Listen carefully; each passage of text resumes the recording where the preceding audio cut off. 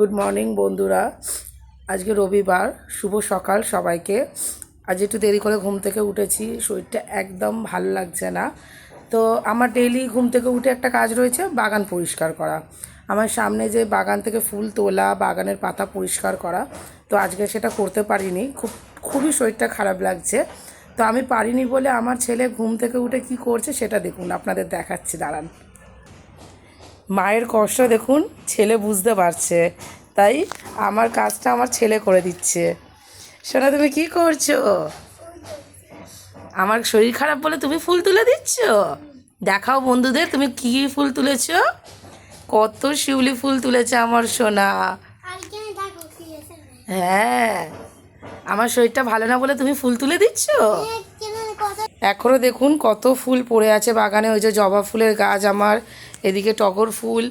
এ দেখুন, বাগান এখনও পরিষ্কার করা হয়নি। শরীর ভালো না থাকলে যা হয় বন্ধুরা, ছেলেরা বড় হয়ে গেলে মায়েদের আর কোনো চিন্তা থাকে না, তাই না?